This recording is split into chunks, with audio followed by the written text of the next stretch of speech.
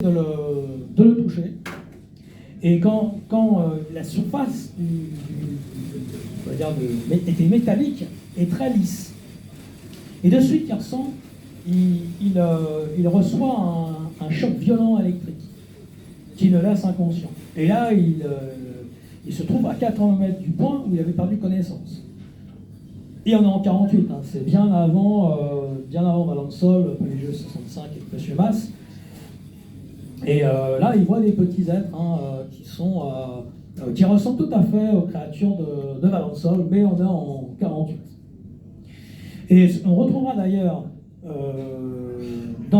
c'est comme une vague, hein, parce que l'été 48, dans la région du Sauerland, eh bien, on a vu plusieurs cas de ces sortes de dirigeables, on va dire, modernes, qui ont battu la campagne à l'époque, sur une petite vague qui n'a pas duré très longtemps. Mais ça, c'est intéressant, puisqu'encore il s'agit de vagues, en fait. Donc il y avait ces humanoïdes qui, là, on est dans l'imaginaire, on va dire, c'est un fermier, on est tout à fait dans l'imaginaire d'inconscient collectif, c'est la période de la cueillette.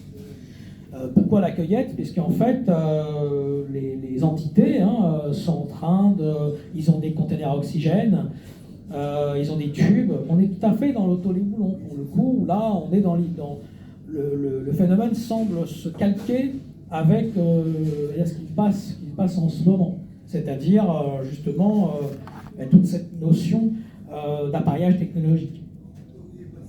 Donc, ils avaient des tubes pour respirer, et les entités examinent le sol, ils collectent de l'herbe, ils collectent de l'herbe dans des larges containers.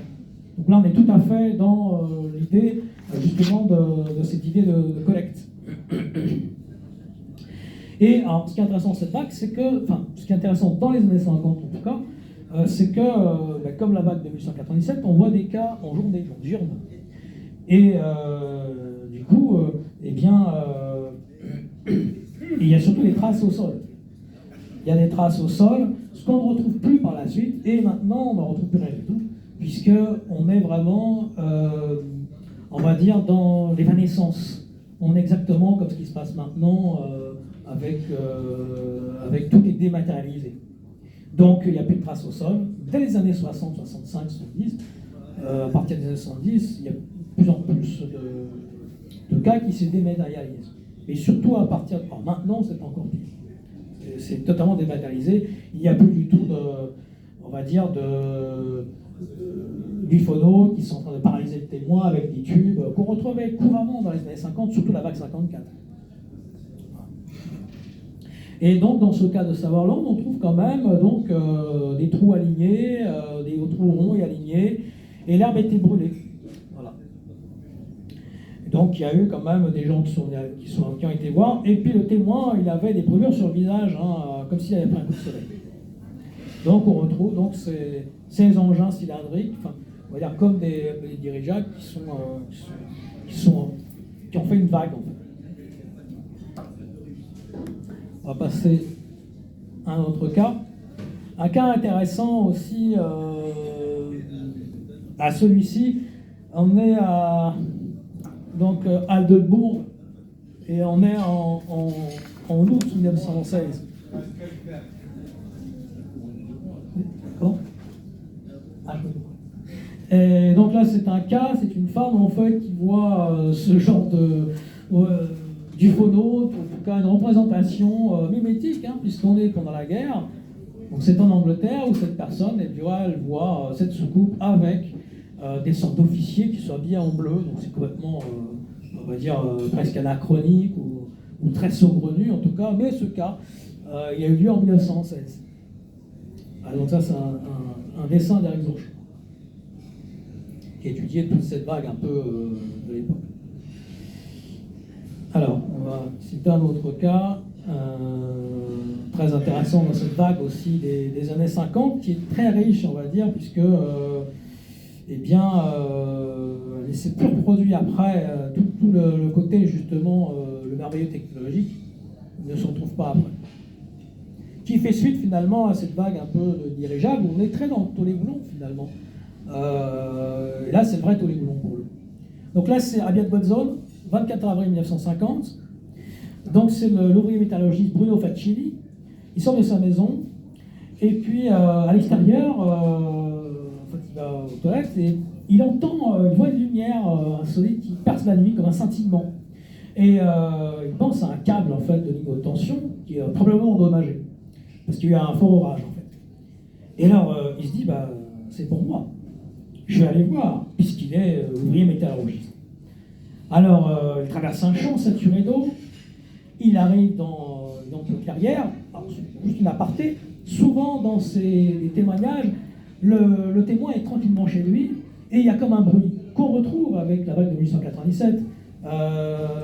Des fois, il s'agit de chiens qui font du bruit, donc c'est le témoin attiré, ou alors c'est un bruit sourd qui dure pendant tout le temps duquel il est resté chez lui, et puis bah, finalement il sort, il va voir ce qui se passe, et là le phénomène apparaît. Donc il n'y a jamais de hasard, en fait, c'est toujours un scénario. Là, le scénario, eh bien, c'est qu'il tombe avec stupeur sur une machine qui semblait ressembler à un énorme œuf, une énorme boule aplatie, on va dire, et cette machine mesurait 7 mètres de haut, et le diamètre central 5 mètres. La couleur était métallique, hein, qu'on retrouve notamment dans les dirigeables métalliques, sauf que là, c'est en hauteur. Et elle a été divisée donc, par des séries de lignes verticales, horizontales, et l'engin reposait sur le sol par une échelle soutenue par des tirants métalliques. Il y avait une sorte de lumière verte. Et l'air ambiant était chaud, et on entendait un renflement continu. Mais surtout, ce qui lui a fait très bizarre, c'est que l'individu, il était sur une sorte d'élévateur, il était en train de réaliser une soudure avec un genre d'outil. Et là, on est typiquement dans le miroir. Le miroir où le témoin, enfin le phénomène agit en fonction du métier du témoin. Donc là, on est encore dans cette notion de miroir et de mimétisme, où le phénomène agit en mimétisme depuis très longtemps.